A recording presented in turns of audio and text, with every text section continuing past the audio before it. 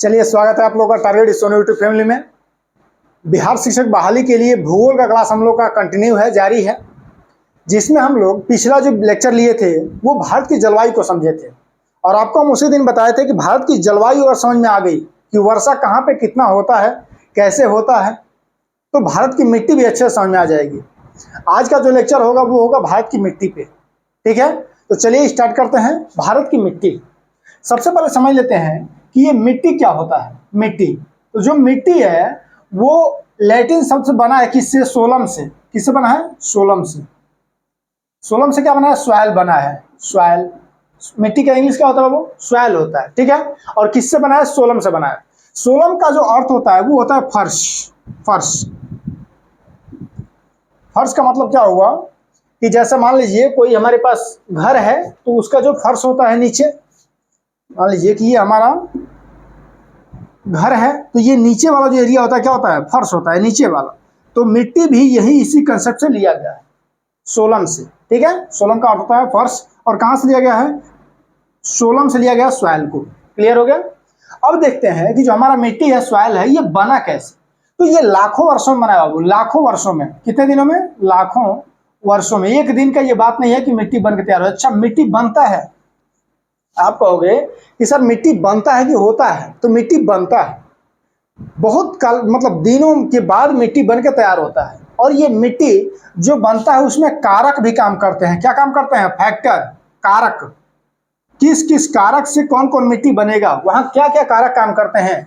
तो वहां काम करता है उच्चावच। उच्चावच, उच्चावच का मतलब ये हुआ कि ऊंचाई कितनी है, पर्वत के ऊपर मिट्टी बनी है कि पर्वत के नीचे मिट्टी बनी है, कहाँ की बात कर रहे हैं आप, खाई में मिट्टी बनी है, किस पे बनी है? तो उच्चावच पे डिपेंड करता है कि मिट्टी कैसी बनेगी। ठीक है, उसके बाद किस पे डिपेंड करता है? वर्षा पे। वर्षा पे, वर्षा या जलवायु, वही बात हुई, जलवायु। ठीक है, उसके बाद किस पे डिपेंड करेगा? तापमान पे। तापमान पे, इस पे भी डिपेंड करता है कि मिट्टी कितने दिनों में बनेगी, कितनी जल्दी बनेगी, और कैसी मिट्टी बन के तैयार होगी। इन सब चीजों पे हमारी मिट्टी का निर्माण क्या होता है? निर्भर करता है। ठीक है, अगर आगे हम लोग देखें तो ये देखेंगे कि मिट्टी जो हमारी बन के तैयार होती है किससे बनती है। तो आपको पता होगा कि जो हमारी पृथ्वी थी स्टार्टिंग में वो केवल चट्टानों से बनी थी, और सागर था, पानी था। तो फिर मिट्टी कहां से आई? देखिए, चट्टानों के टूटने फूटने से, टूटने फूटने से, फूटने से मिट्टी का निर्माण हुआ है। किससे निर्माण हुआ है? मिट्टी का निर्माण हुआ है। मिट्टी का निर्माण हुआ है। आपसे कोई पूछे किससे हुआ है, तो चट्टानों के टूटने फूटने से। अच्छा, केवल चट्टानों के टूटने फूटने से ही? हाँ, जितनी भी मिट्टी आपको बताया जाएगा उसमें यही बताया जाएगा किस प्रकार से चट्टान टूटे। हाँ, अंतर क्या होगा कि चट्टान टूट रहा है तो कौन सा चट्टान है उसके हिसाब से मिट्टी का निर्माण होगा। मान लो कोई चट्टान जो एकदम सफेद है तो वहां जो नीचे आपको टूट फूट के मिट्टी आएगी, उसके कण आएंगे, कैसे होंगे? सफेद होंगे। और अगर कोई पर्वत है, पहाड़ है, एकदम पूरा काला है, वो टूटेगा तो कैसी मिट्टी तैयार होगी? काली मिट्टी तैयार होगी। क्लियर हुआ? और क्या तैयार होता है सर? मिट्टी का निर्माण में चट्टानों के टूटने फूटने से हो गया। उसके बाद जो जीव जंतु होते हैं, जीव जंतु, पेड़ पौधे, पेड़ पौधे, इनके सड़ने गलने से, सड़ने गलने से किसका निर्माण होता है? मिट्टी का। मतलब जीव जंतु पेड़ पौधे सब जब सड़ गल जाते हैं तो वहां किस चीज का निर्माण होता है? मिट्टी का निर्माण होता है। ठीक है ना? अब जब ये जीव जंतु और पेड़ पौधे सड़ते हैं तो उनका नाम दिया जाता है ह्यूमस। क्या नाम दिया था वो? ह्यूमस। ह्यूमस कहते हैं, ह्यूमस। आपसे आगे हम बताएंगे किसी मिट्टी में ह्यूमस की कमी है, किस मिट्टी में ह्यूमस की अधिकता है। तो ये किससे होता है? जीव जंतु, जब जैसे कोई जीव है मर गया, वो मिट्टी में उसको दबा दिया गया। अपने तरफ कल्चर है ना कि जीव जंतु को क्या कहते हैं? मिट्टी में दबा दिया गया, तो उसके जो मतलब मिट्टी में जो बैक्टीरिया है उसको खा जाएंगे, उसके अपने अपने कंपोनेंट में तोड़ देंगे। तो जो उससे मिट्टी तैयार होगी वो क्या होगी? ह्यूमस कहलाएगी। ठीक है ना? मिट्टी में ह्यूमस की मात्रा कितनी है, अर्थात वहां पे जीव जंतु या पेड़ पौधे सड़ गल गए हैं तो उनकी मात्रा कितनी है। अच्छा, एक चीज और, ये ह्यूमस की मात्रा अगर अधिक है तो वह मिट्टी बहुत उपजाऊ होती है। ह्यूमस की मात्रा अधिक है तो मिट्टी क्या होगी? बहुत उपजाऊ होगी। ठीक है, अब क्या देखेंगे? मिट्टी में खनिज तत्व पाए जाएंगे, खनिज, लवण। ठीक है ना? खनिज, लवण, ये सब तत्व किसमें पाए जाते हैं? मिट्टी में पाए जाते हैं। और इन्हीं के अकॉर्डिंग अगर खनिज लवण पाए जा रहे हैं, हम अगर मिट्टी को ऐसे डिवाइड कर दें, यहाँ पे कई लेयर में डिवाइड कर दें, तो जो ऊपरी परत होता है इसको क्या कहेंगे, ऊपरी परत, ऊपरी परत। इसी में किसी भी पेड़ पौधे का क्या होता है, विकास होता है। इसी ऊपरी परत में पेड़ पौधे का विकास होता है। जड़ें ऊपरी परत में फंसी होती हैं और ये जड़ें इस मिट्टी से खनिज लवण ये सब प्राप्त करके, अपना पोषक तत्व प्राप्त करके अपना क्या करती हैं, विकास करती हैं। आप कहोगे कि सर हम तो सुने हैं कि फोटोसिंथेसिस की रिएक्शन होता है यहाँ पे, मतलब प्रकाश संश्लेषण की अभिक्रिया होती है। जब सूर्य की किरणें यहाँ से आती हैं, सूर्य की किरणें, तो यहाँ पे होता है, भाई सूर्य की किरणें आएंगी तो रिएक्शन होगा, लेकिन पोषक तत्व तो यहीं से जाएंगे ना, मिट्टी से ही मिलेंगे इस पेड़ को।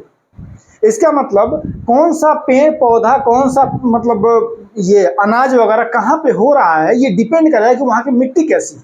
तो हम आज जितना पढ़ेंगे उसमें ये देखेंगे कि भारत की जलवायु के अकॉर्डिंग भारत में कौन कौन सी मिट्टी पाई जाती है, उस मिट्टी में किन किन पोषक तत्वों का अधिकता है, किन किन पोषक तत्वों की कमी होती है, ठीक है। उसके बाद देखेंगे वहाँ कौन कौन फसल होता है। ये चीज़ सारा हम लोग मिट्टी के बारे में देखेंगे। तो इसको आप नोट कीजिए, इसको अब इरेज कर रहे हैं हम, उसके बाद हम लोग आगे देखेंगे, ठीक है। चलिए, तो अब इसको समझने के सबसे पहले हम लोग क्या बना ले बाबू, मैप बना लेते हैं। मैप बना लेंगे एक बार तो आपको सारा आइडिया आ जाएगा। जो जलवायु वाला पढ़ाए हैं, अच्छा एक चीज और, जो जलवायु नहीं पढ़े होंगे ना उनको समझ में थोड़ा कम आएगा, तो एक बार समझें इसको। और अगर नहीं समझ में आ रहा है तो आप पिछले वीडियो में जाइए प्ले स्टोर में, और वहाँ पे प्ले लिस्ट में, और वहाँ पे आप देख लेंगे कि जलवायु समझ में आ जाएगा तो ये मिट्टी भी समझ में आ जाएगी। चलिए, तो मैप बनाते हैं सबसे पहले हम लोग।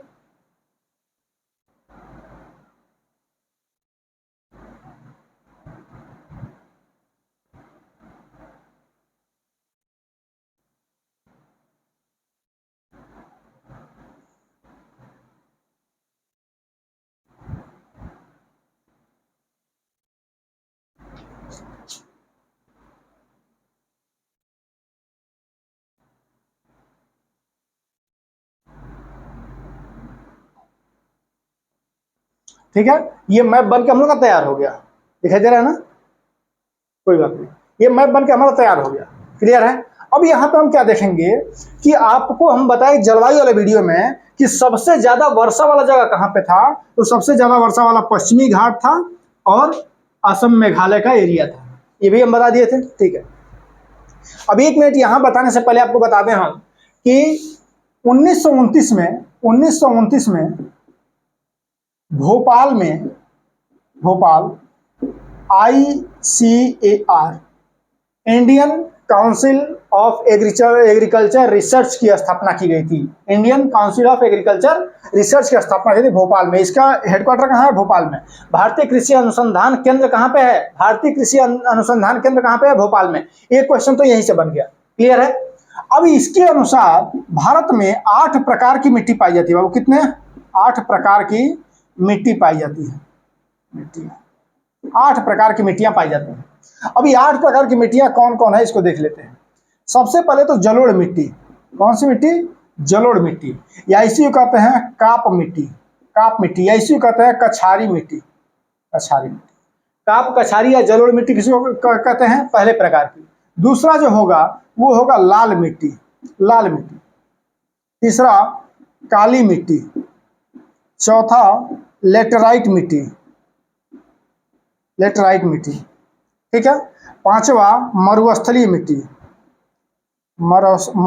मिट्टी, छठवां पर्वतीय मिट्टी, सातवां अम्लीय मिट्टी, आठवां दलदली मिट्टी।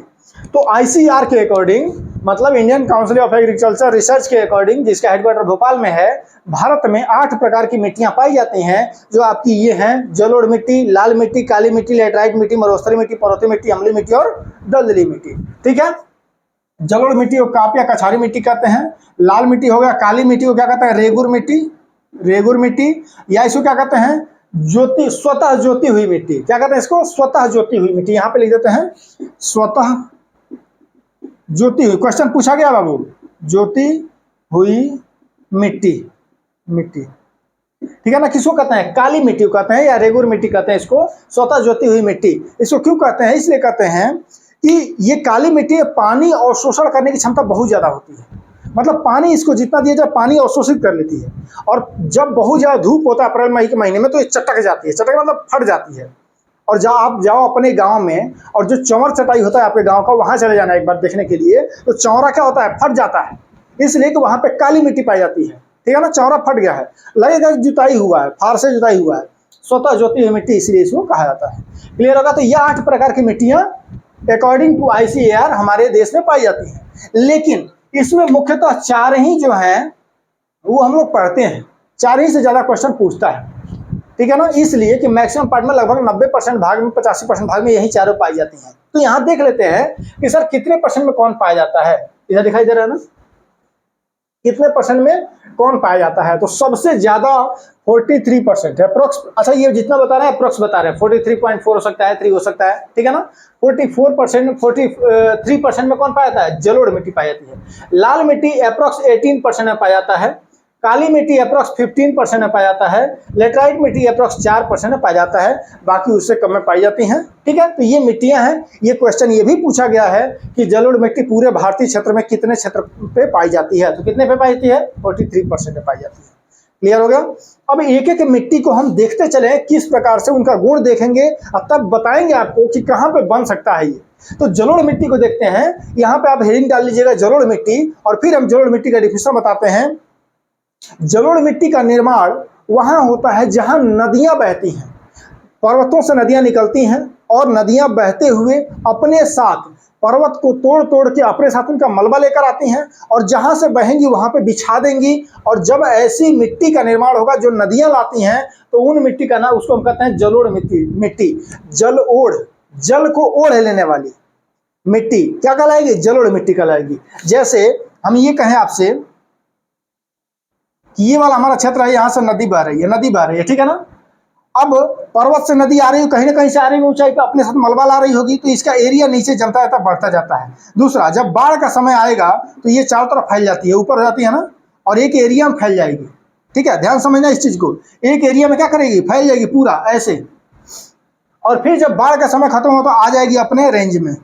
अब आप देखते होंगे कि 20 साल 25 साल में एक बार ऐसा बाढ़ आता है कि जहां पानी नहीं चढ़ना चाहिए वहां भी चढ़ जाता है, ठीक है ना। पानी जहां नहीं चढ़ना चाहिए वहां भी चढ़ जाता है, हमेशा नहीं चढ़ता है। कुछ एरिया ऐसा होता है जहां प्रत्येक वर्ष बाढ़ आते हैं। जैसे आप चले जाओगे असम में तो आप क्या होगा, बाढ़ आ ही रहा है, हाजीपुर में चले जाओ बाढ़ आ ही रहा है, बात समझ आ रहा है। तो नदियों के द्वारा लाई गई मिट्टी से, नदियों के द्वारा लाई गई ये मलबों से जिस चीज का निर्माण होता है, जिस मिट्टी का निर्माण होता है, उसे क्या कहते हैं, जलोढ़ मिट्टी कहते हैं।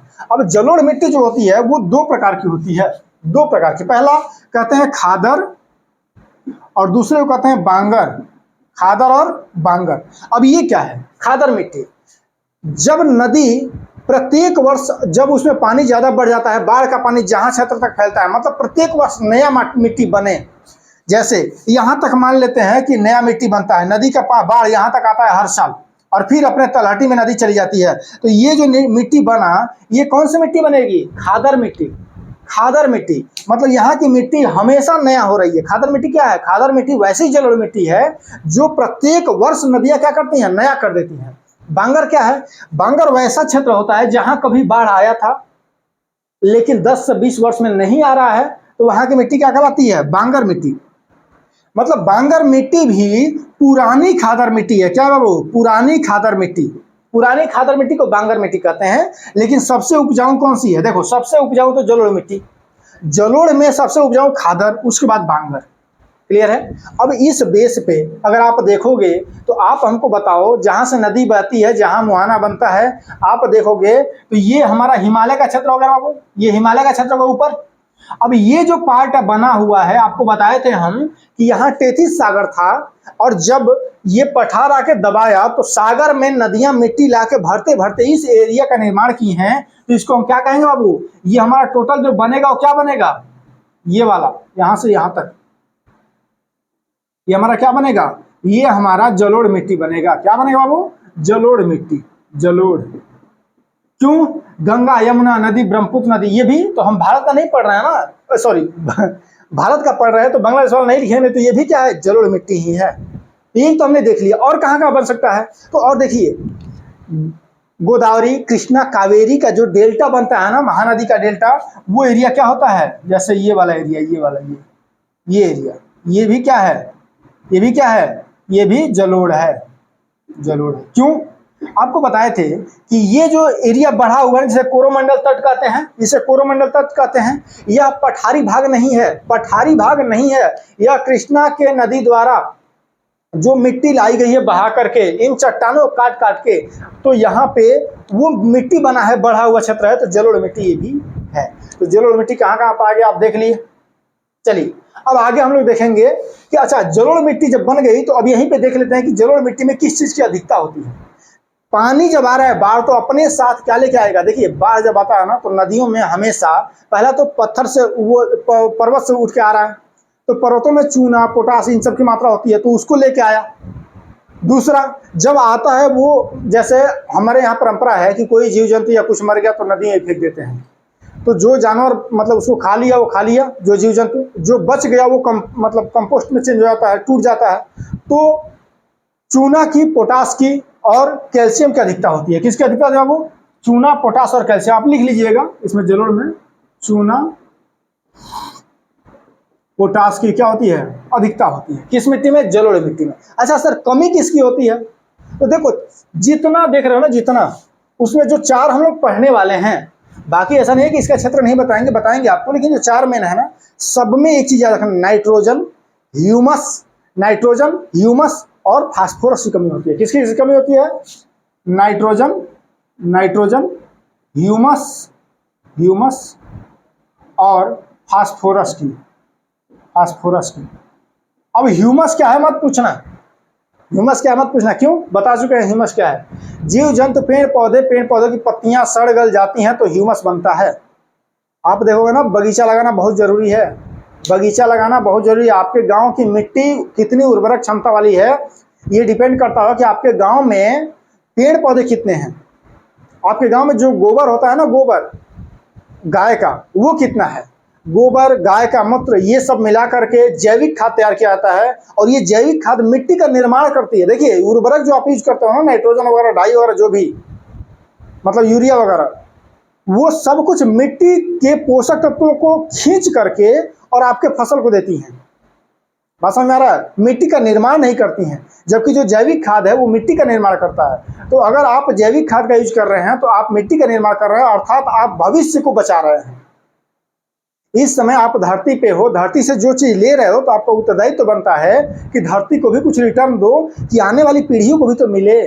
जैसे आप जल का दोहन कर रहे हो बड़ी तेजी से, कई जगह पे चेन्नई, केरल में क्या हो गया है, जाके देखोगे जल स्तर खत्म हो गया है, पानी की किल्लतें होंगी अब।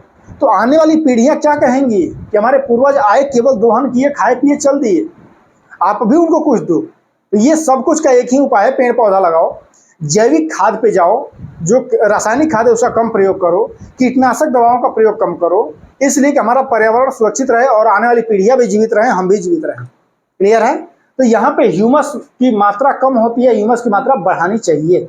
अगर आपके खेत में गोबर की खाद डाली जाती है या जैविक खाद डाली जाती है, तो वहां पे ह्यूमस की मात्रा अपने आप बढ़ जाती है।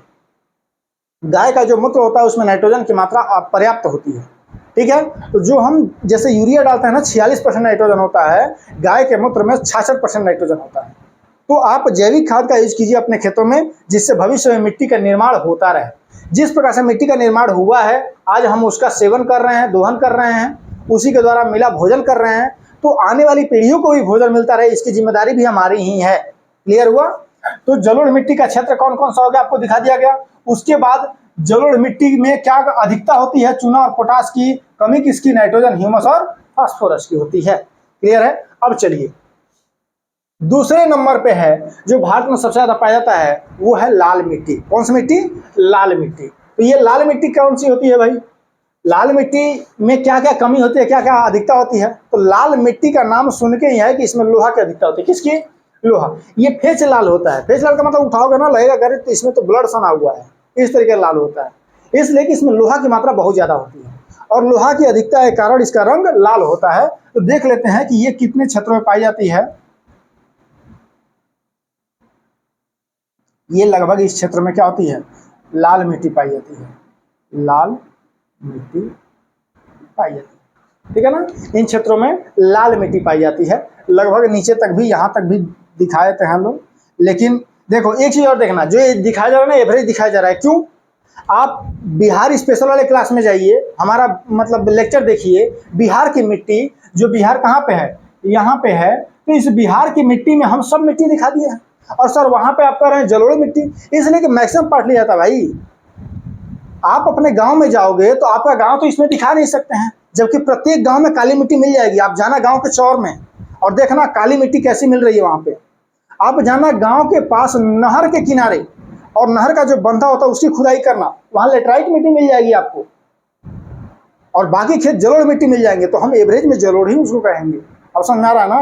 तो ये नहीं कि सर ये जो दिखा रहे हैं मैप में आप, तो यहाँ भारत ये बिहार में दिखाए थे कि वहाँ कछारी मिट्टी भी है, काप मिट्टी भी है, जलोढ़ मिट्टी भी है, रेगुर मिट्टी भी है, पर्वतीय मिट्टी भी है, लेटराइट मिट्टी भी है, जबकि आप यहाँ कह रहे हैं पूरा क्षेत्र में क्या है, जलोढ़ है। हम एवरेज ले रहे हैं, क्लियर है ना। तो ये वाला पार्ट कौन सा हो गया, लाल मिट्टी। लाल मिट्टी में किसकी अधिकता होती है बाबू, हेरस की, आयरन की अधिकता होती है। सर कमी किसकी होती है, कमी चारों मिट्टी में याद रखना, नाइट्रोजन, ह्यूमस और फास्फोरस की कमी होती ही है। और इसीलिए भारत के किसी भी कोने में जाएंगे आप, यूरिया का यूज किया ही जाता है। क्यों किया जाता है, इसलिए कि यूरिया जो है उसमें 46% नाइट्रोजन पाया जाता है, तो यूरिया का यूज किया जाता है। आप देखते हो कि कोई भी फसल आप जमीन के नीचे बुआई करो, चाहे गाजर हो, चाहे मूली हो, चाहे चुकंदर हो, तो वहां पे लोग कहते हैं कि थोड़ा सा फास्फोरस मिट्टी में यूज कर लीजिए, फास्फोरस की कमी होती है मिट्टी में, क्लियर है ना। तो ह्यूमस, नाइट्रोजन और फास्फोरस की कमी है लाल मिट्टी में भी। ये किस किस रीजन में पाया जाता है, मध्य प्रदेश वाले क्षेत्र में पाया जाता है, कर्नाटक में पाया जाएगा, उड़ीसा में पाया जाएगा, छत्तीसगढ़ में पाया जाएगा, तेलंगाना में पाया जाएगा। ये सब रेंज है, मैप देख के आप जान जाओगे, क्लियर है। चलिए अब आते हैं दूसरी काली मिट्टी। काली मिट्टी तीसरे नंबर पर कौन सा है, अच्छा ये लाल मिट्टी कितने परसेंट पाया जा रहा है, 18%। अब है काली मिट्टी या रेगुर मिट्टी या स्वतः ज्योति हुई मिट्टी। अब इसका निर्माण करते हैं लोग कि जब कभी ज्वालामुखी का उद्गार हुआ था तो वहां ज्वालामुखी चारों तरफ फैल गया और जम गया, तो बेसाल्ट चट्टान का निर्माण हुआ। किसका निर्माण हुआ बाबू, बेसाल्ट चट्टान का निर्माण हुआ। और यही बेसाल्ट चट्टान टूटने फूटने से, बेसाल्ट चट्टान के टूटने फूटने से जिस मिट्टी का निर्माण होता है उसे कहते हैं काली मिट्टी, रेगुर मिट्टी या स्वतः ज्योति हुई मिट्टी। तो कहाँ पे कहा जाता है कि जो हमारा मुंबई है ना, वहां पे एक बार लावा का उद्गम हुआ था, ज्वालामुखी फटा था, और यहाँ जो चट्टान फैली वो बेसाल्ट चट्टान है। तो ये वाला जो एरिया है वह काली मिट्टी का है, काली मिट्टी का, ठीक है ना। काली मिट्टी, रेगुर मिट्टी या स्वतः ज्योति मिट्टी। काली मिट्टी की खासियत ये होती है कि यह सबसे ज्यादा जल ग्रहण करने की क्षमता होती है। आप देखो काली मिट्टी में धान की खेती लोग करते हैं, हालांकि मुख्य फसल इसका कपास है, लेकिन अपने तरफ जो चौरा होता है ना, चौरा जहाँ काली मिट्टी का कुछ अंश पाया जाता है, तो लोग कहते हैं कि यहाँ पे धान बुआई करो, धान बहुत बढ़िया होगा, ठीक है ना, धान की बुआई करो, धान बढ़िया होगा। तो ये काली मिट्टी हो गई। काली मिट्टी में जल ग्रहण करने की क्षमता ज्यादा होती है, ठीक है। बेसाल्ट चट्टान टूट के बनी हुई है, और इसमें अधिकता किसकी होती है, पोटास की, पोटास की, एल्युमिनियम की, मैग्नीशियम की, इन सब की क्या होती है, अधिकता होती है। किसमें, काली मिट्टी। अच्छा कमी की बात करें तो वही चीज आ जाएगा, नाइट्रोजन, फास्फोरस और ह्यूमस की कमी।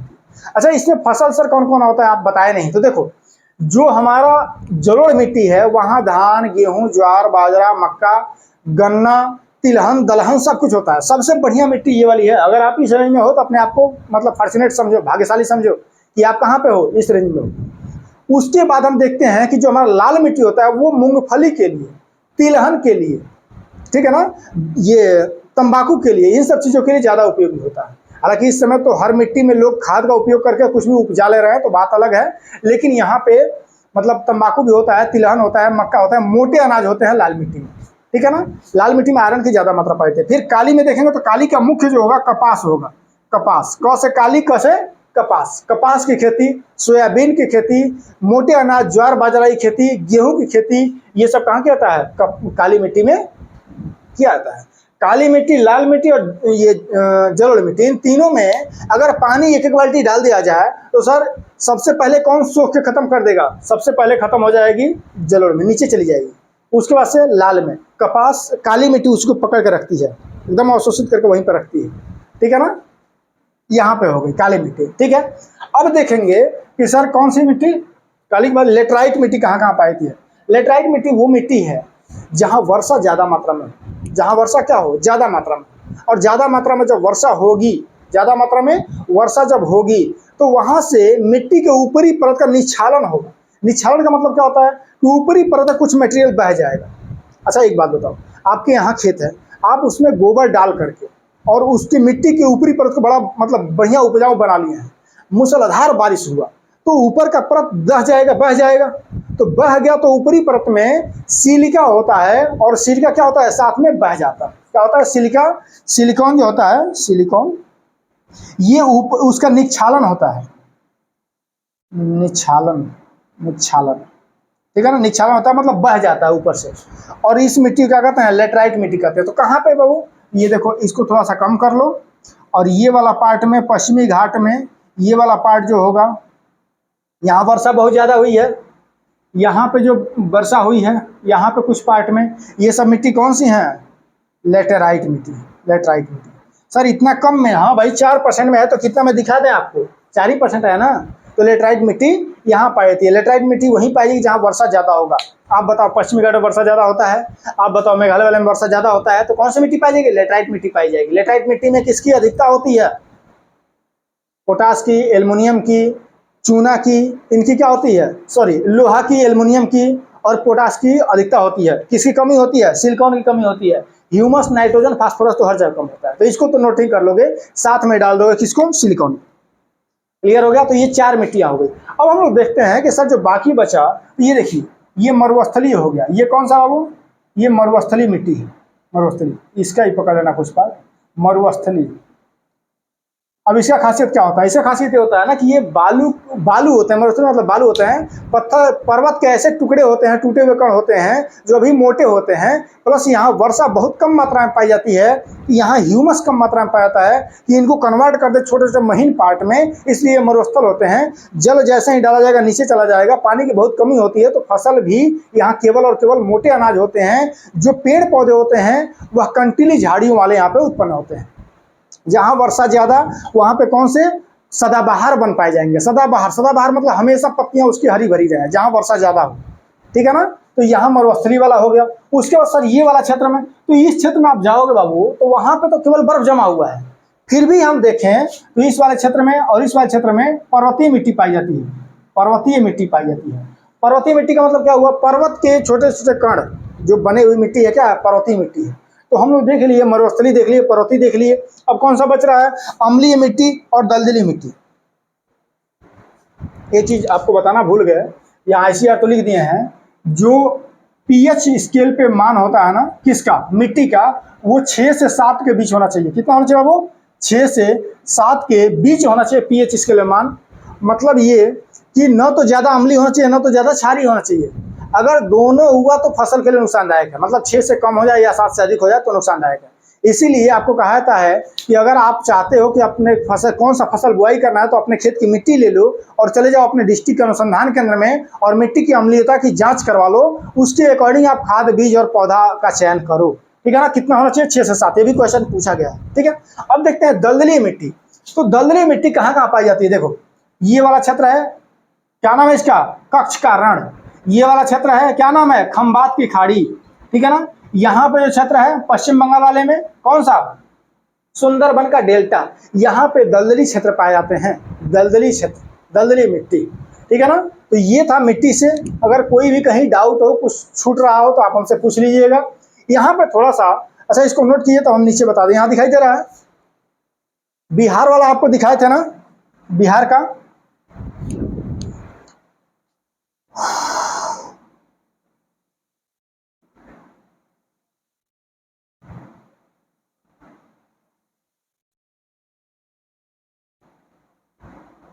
ये बिहार का मैप हो गया। गंगा नदी ऐसे निकल गई, दिखाई दे रहा है, बिहार का मैप हो गया। गंगा नदी सॉरी गंगा नदी यहाँ से क्या हो गई, निकल गई।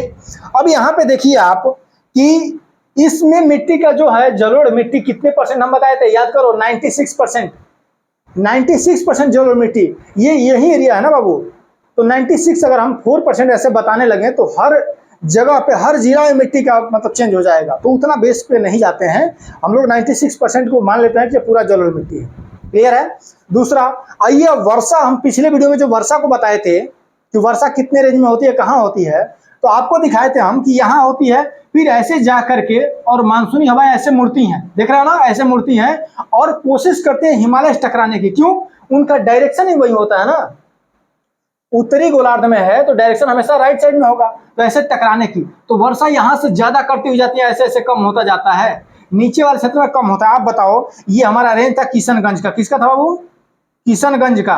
तो भारत बिहार में सबसे ज्यादा वर्षा कहाँ होती है? किशनगंज में। पढ़े थे ना, बिहार में सबसे ज्यादा वर्षा किशनगंज में। उसके बाद वाला क्षेत्र है दरभंगा वाला क्षेत्र, ये इधर आते जाओ, ये वाला क्षेत्र। तो जैसे जैसे इधर आओगे, ये है पूर्वी चंपारण, सॉरी पश्चिमी चंपारण।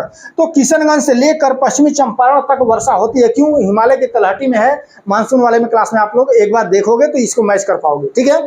उसके बाद इस रेंज में जब वर्षा होती है तो नदियां पानी लेके आती हैं, तो यहाँ भी जलोढ़ मिट्टी होती है और फसल का निर्माण अच्छा होता है, ठीक है। लेकिन ये वाला क्षेत्र हमारा थोड़ा वर्षा से वंचित हो जाता है, कम यहाँ पे वर्षा होती है इस वाले क्षेत्र में, ठीक है। तो हम क्या कर रहे हैं कि भारत को एक बार पढ़ा करके फिर बिहार को भी ऐड करते जा रहे हैं। क्लियर है? तो उम्मीद है कि मिट्टी आपको समझ में आ गया होगा।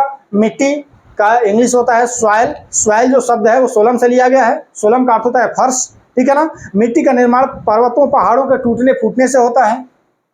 जानवरों, पेड़ पौधे सब गल सड़ के किसका निर्माण करते हैं? मिट्टी का निर्माण करते हैं। और मिट्टी में हमेशा मिट्टी से ही पोषक तत्व खनिज लवण लेकर के कोई पौधा ग्रोथ करता है, ठीक है। और उन पौधों पे हमारा जीवन डिपेंड है। इसीलिए हमारा भी उत्तरदायित्व बनता है कि हम मिट्टी का भी संरक्षण करें। और मिट्टी के संरक्षण करने के लिए सबसे जरूरी जो चीज है वो है पेड़ पौधा लगाना प्लस जैविक खाद पे ट्रांसफर होना अपने आप को। हम लोग आ गए हैं किस पे? पूरा का पूरा रासायनिक खाद पे। हालांकि अब कल्चर धीरे धीरे बढ़ रहा है कि लोग जैविक खाद का उपयोग करना कोशिश कर रहे हैं। गोबर से और जो गाय का मूत्र होता है उनके माध्यम से जिसका निर्माण होता है वो कहलाता है जैविक खाद। अच्छा, मतलब ये विडंबना ही कहा जाएगा कि भारत इस समय दुग्ध उत्पादन में विश्व का सबसे प्रथम स्थान पे है। विश्व में प्रथम स्थान पे। अगर दुग्ध उत्पादन में प्रथम स्थान पे है, इसका मतलब हमारे पास गाय भैंस की संख्या बहुत ज्यादा होगी। और गाय भैंस की संख्या इतनी ज्यादा जब है कि दूध हम लोग बहुत ज्यादा मतलब एक्सपोर्ट करते हैं खाने के बाद, तो क्या उनका गोबर जो होगा उसकी अधिकता नहीं होनी चाहिए? अधिकता होनी चाहिए। लेकिन होता क्या है, गांव में जागरूकता की कमी की वजह से लोग गोबर को ऐसे ही फेंक देते हैं, नीचे बैठ जाता है, खेतों में पहुंचाते नहीं है। नीचे बैठ जाए तो एक जगह पे आपका मिट्टी तैयार हुआ, आप खेतों में छीट देंगे तो मिट्टी का लेयर तैयार होगा। जैविक खाद बनाइए आप लोग। अब आप पढ़ रहे हो तो आपसे ये नहीं कह रहे हैं, मतलब बनाना चाहिए, ठीक है ना। तो ये था मिट्टी का निर्माण। मिट्टी के बारे में सारा कुछ बता दिया गया। उम्मीद है समझ में आया होगा लेक्चर आज का। तो आप स्क्रीनशॉट ले लीजिए। और दूसरा एक मतलब जरूरी सूचना, आवश्यक सूचना, जो हम लोग का लेक्चर जा रहा है वो अल्टरनेट हो जा रहा है कुछ कारण से। आप लोग जितना जा रहे हैं उसको पढ़ते रहिए। और अब समय रिवीजन का भी है। आप नया चीज जैसे डेली आए तो पढ़ेंगे, नहीं आए वीडियो तो नहीं पढ़ेंगे, ये कंसेप्ट हटा दीजिए। आप जितना पढ़ाएगा उसका बार बार रिवीजन कीजिए। दूसरा, फिर हम दोबारा रिवाइज कर रहे हैं, अपनी बात को रिपीट कर रहे हैं कि आप अपना नोट्स बनाइए। नोट्स नहीं बनाएंगे तो आपका जो जितना कंसेप्ट है सब जीरो हो जाएगा एग्जाम का आने के बाद। 1 अगस्त को हम आपसे मिलेंगे। अच्छा, अभी पढ़ाते रहेंगे लेकिन 1 अगस्त तो फिर मिलेंगे। अगर 1 अगस्त तक सबका नोट्स क्लियर नहीं हुआ तो समझ लो कि आपके सफलता की परसेंटेज 50% रह जाएगी। आप भगवान भरोसे पास होगे या मतलब जो भी कहें। तो आप अपना नोट्स बनाइए। 1 अगस्त तक सबका नोट्स तैयार होना चाहिए। और रिवीजन रिवीजन रिवीजन फास्ट एकदम रिवीजन। 1 अगस्त के पहले हम लोग ज्योग्राफी का क्लास लगभग हम लोग समाप्त हो गया। आज देखते हैं 1-2 कुछ टॉपिक बचता है उसको ले लेंगे। उसके बाद स्टार्ट करेंगे हम लोग बायोलॉजी। और बायोलॉजी में 5-6 क्लास मतलब 30-31 जुलाई तक हम लोग इसको क्या कर लेंगे, खत्म कर लेंगे। उसके बाद स्टार्ट करें करंट अफेयर। करंट अफेयर बहुत ही महत्वपूर्ण टॉपिक है जिस पे बच्चे ध्यान नहीं दे रहे हैं। और अगर करंट अफेयर का गाइडलाइन के द्वारा नहीं पढ़ा गया तो करंट अफेयर इतना ब्रॉड है कि पढ़ते ही रह जाएगा, कुछ होने वाला नहीं है। आप पढ़ भी रहे होंगे, पता चल रहा होगा। हम पढ़ाएंगे, आपको नोट्स भी दिया जाएगा, PDF भी दिया जाएगा। चलिए मिलते हैं नेक्स्ट वीडियो में। जय हिंद, जय भारत।